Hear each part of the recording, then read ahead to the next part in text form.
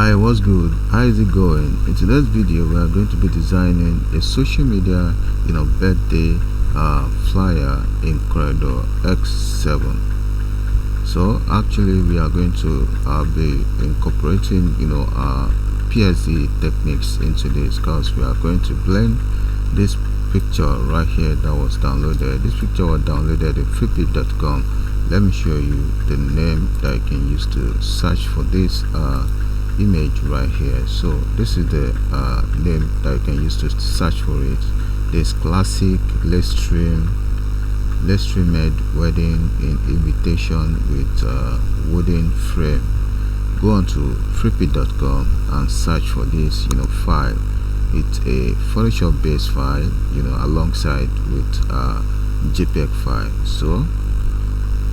So right now, without further ado, let's step into it. So let's go over to Photoshop. So because right from here we are going to blend the the image together to blend with the background, so that we'll be able to incorporate our pictures and what have you. So let's step on it. So right now, let's double click. So let's drag all of this into Photoshop. So what we are doing right here is blending, because in CorelDraw it's going to be a little bit complex, and it won't be that perfect either. So let's wait a while for that to open up. So right now we have it open up. So let's delete all the text on it. We don't need that, so let's delete.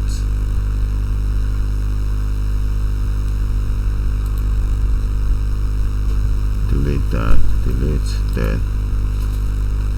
So what we are going to do is to really sample this color right here, so that we can blend it with the background. So what we needed to do is to head over to what's it called, highlighter tool. So let's sample the color. So it's going to be at the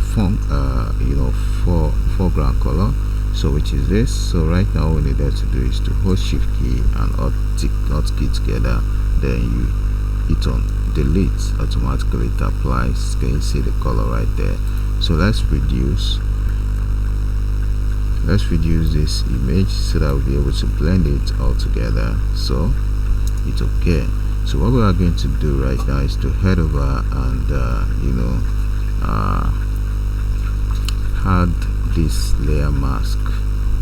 So hit on that, white area is going to be added to it. So right now, select the white portion. So what we need to do is to select the brush,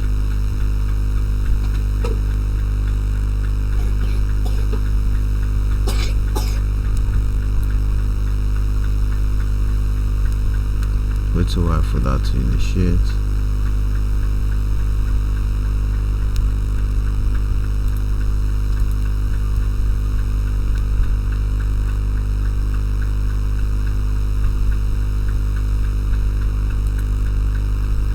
Why is it taking time?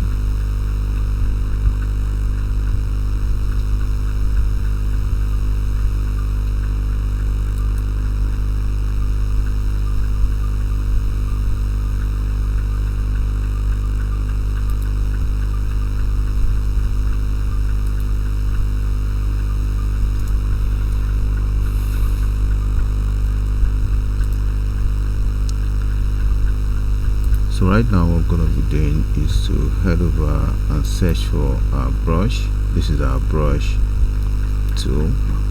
So what we're going to be doing now, so the real technique out of this our space is that if you have your black to be at the foreground color, set for the foreground color. Most definitely, if you paint on this object, automatically where you painted is gonna be disappear. So but if you paint with white, it's gonna reveal what you've cleaned so far. Let me show you what I mean by that. So let's paint on it right now. Can you see the effect right there? So let's go over, let's make the white to be at the foreground color. So let's paint back. It's gonna reveal what we've cleaned so far. So that's the real thing right there. So let's go over and just clean what we intended to clean. So let's go ahead, keep cleaning. So we'll get to a state that we needed to adjust the blending mode of the brush. So let's keep painting on the area that we don't want.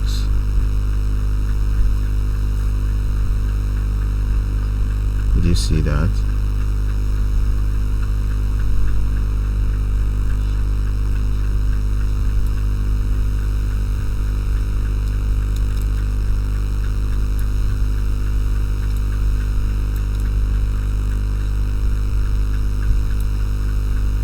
You see that?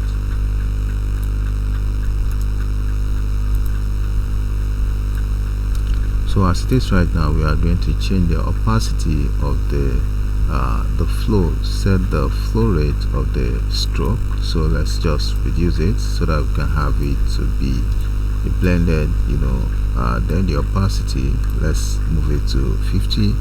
So right now let's paint on that area gently so that we can have a blended version. You can see that.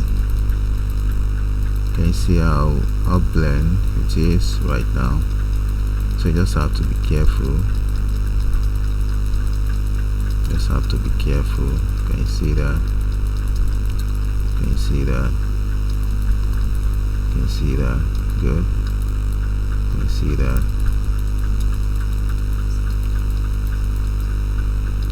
Can you see that? Can you see that? So that's one of those things, actually when everything is blended right now, you can see the appearance of the image. You won't be able to spot it out. What you can use to really identify the file was the what's it called, the flowery substance on it, then the gold shape and all of that. So as this right now, what we needed to do now is to blend, is to merge all this image together. So let's go over and just merge it. Select all of that, then you hit on Ctrl P. So automatically you have it. As in, hold Ctrl key down on your keyboard, then you tap on E. So automatically it merges. So can you see the appearance of that? So what we needed to do right now is to head over and change the appearance of this. So let's go over to select, then select color range. So right now let's select the color, which is the background. So let's go ahead and hit OK. So what we're going to be doing is to hit Ctrl J to have it copied. So right now let's head over to image, then adjust, then choose color saturation. So right now let's start adjusting. Can you see that? So for a lady it's pink, so let's use what's it called, pink. So right now we are good, so let's hit OK. Nice one, good. So let's merge. So what we are going to do right now is to just let's save and export it to for CorelDraw. So let's use JPEG. Hit OK. So right now let's head over to CorelDraw to import. So we don't need this anymore, so let's go over, right click, import. So let's look for the file that we've adjusted. Take a while for that to come up.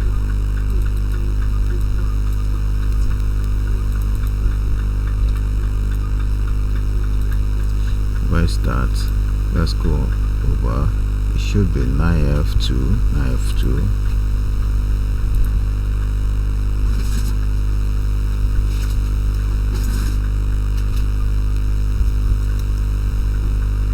Okay, double click.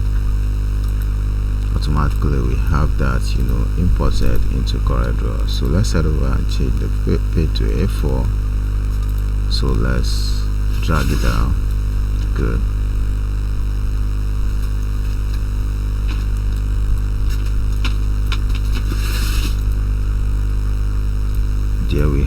So let's move all the text closer, and the pictures of the celebrants.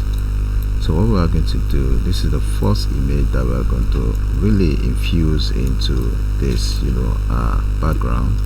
So let's reduce that. So we needed to make adjustment to this picture. So before we go further, let's bitmap, convert to bitmap, hit OK.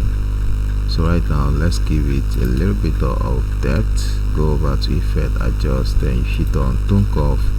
The dialog box pops up. So right now we drag these lines down a little bit or up to give it depth. Can you see the outcome of that? So right now let's hit OK. Good. So what we're going to be doing, we are going to Powerclip this into this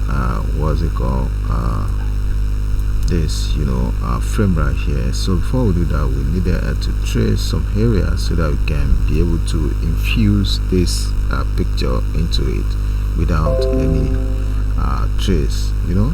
So let's go over to what's it called, let's go over to Bezier tool. So let's go on and just trim out the portion we want to trim out so that we can have it infuse into the frame. Let's zoom up. So you just have to be careful.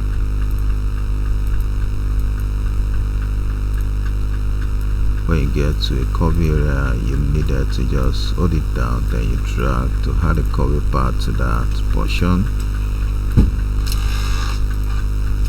Good. Keep tracing. Good. Good. So let's zoom down. Nice one. Use your zoom tool. Hit on F2. Most definitely you're gonna have your zoom appear. Then you maneuver the way you want it. So drag. So when you get to a curvy area, you just have to drag, zoom down, F2, then right click, keep tracing, keep tracing, keep tracing, tracing, pull it up to see what you're doing. Go ahead, keep tracing, keep tracing. When you get to a curvy area, you just have to drag to add a curvy part to that so that we can have a perfect shape right there. Good. Keep tracing, keep tracing,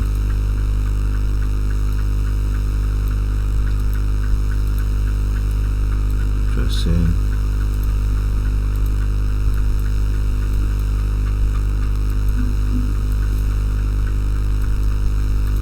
Good. Space it down so I can see where you're going. So keep tracing. So we are almost done. Keep tracing. Good.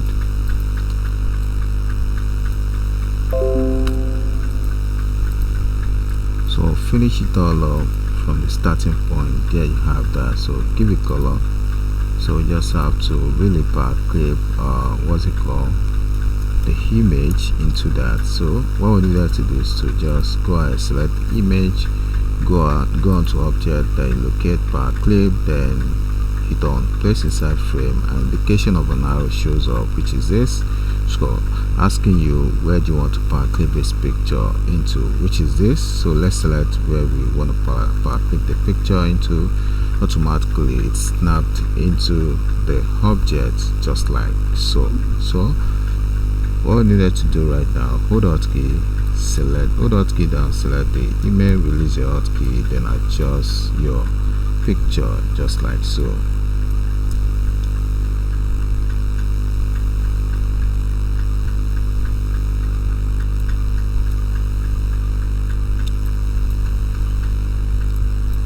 it bigger a bit.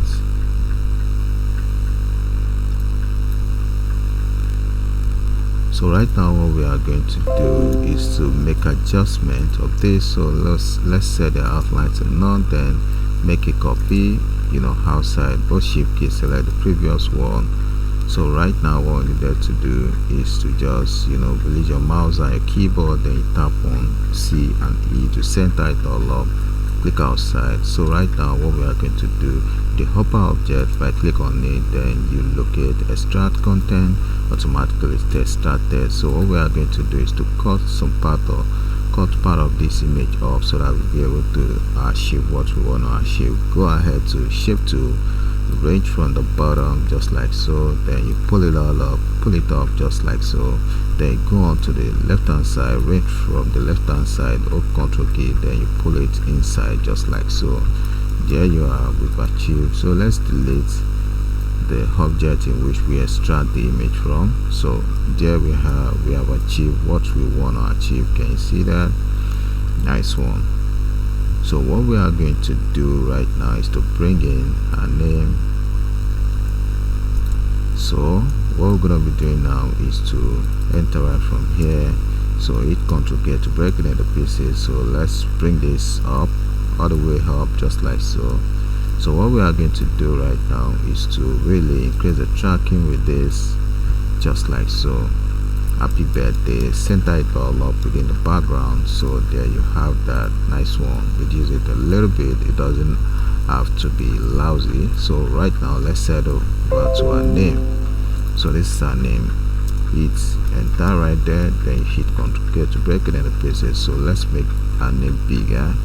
Mind you, what we're gonna be doing right now is to really fine-tune this name, give it a very creative font, and maneuver the font to look unique in your own way and nice. So right now let's head over. So let's use Hello Paris. Locate Hello Paris font. If you don't have that font, go ahead to what's it called, so I think go ahead to Google and type Hello Paris to search for the what's it called, the font.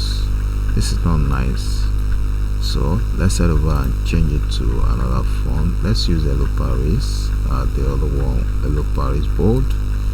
There you have that. No, nice one. So let's give it white color, set the outline to white as well. Then what we're gonna be doing now is to hit Ctrl K to break it into pieces. So we are going to change the appearance of this. So let's make it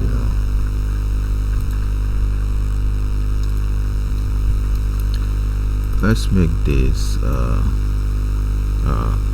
uppercase. There it changes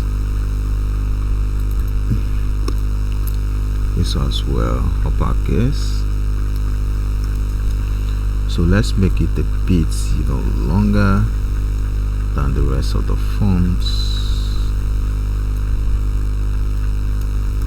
Let's have this closer to the rest of the fonts, so make everything a bit closer to each other.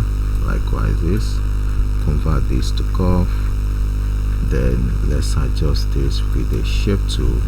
So range just like so, then you pull it down, move it closer to each other. Nice one. We have that shaped up. So let's select the whole thing, convert to curve. Let's wear that first, then let's go ahead, set outline to white. It's F12, a dialog pops up. So let's change the outline to 5. It's okay. I think this is nice. So let's head over to object, then locate convert outline to object. Mind you, actually the outline is gonna be converted to object. So let's select that, automatically converted. Let's select the whole thing, wet it all up. The purpose of which we are doing it this way is to thicken the text so that we can have it to be legible. So right now what we needed to do is to head over to your what's it called, interactive field tool. We are going to add a gradient effect to that. So right now let's double click in the middle, let's add this to be gray. then pull this down a little bit, then pull this a bit closer to the white. Likewise, pull this up. Nice one, can you see that? So let's give it a little bit white. Hold Ctrl key on keyboard, then tap on white. So right now set the outline to white, then hit F12. A dialog pops up. Let's take in the outline. Let's pick it 1. Check on the field, check on scale with object, then hit OK. There you have your what's it called, fonts change up. So right now what we're going to be doing is to make a copy of that layer. So what we are going to do right now is to locate your color eyedropper to sample this color right here. Then let's pour it on the text, including the outline. So let's go over and change the outline of that to a multicolor one. So let's use 9. Okay, good. Center the upper text alongside with the previous one. So let's go ahead and still taking the outline. Let's make it 19. I think this is nice, so let's zoom down. Go ahead, let's make it 30. Nice one. So let's go ahead and select the upper one. Let's apply a shadow to that. Good. So let's go ahead, reduce the spreading. Let's make it 7. Then let's make the opacity to 90. There you have that. Go ahead to object, locate, break, drop, shadow apart, hit on that, automatically press, then group it all back. Nice one. There you have that. So what we are going to do now is to go on to the next one. Let's apply shadow to that as well, so that we can have a blended version. So let's make this 90. Then you go ahead, let's make this 9. Hit OK. So drag it down a bit so that we can have it a bit down. So mind you, what we're going to be doing is to go ahead, change the color of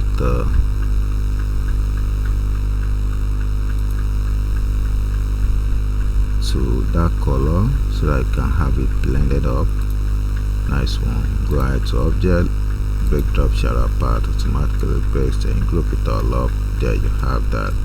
So let's zoom up. So what we're going to be doing now is to reduce the name a little bit and pull it down just like so. Good. Nice one.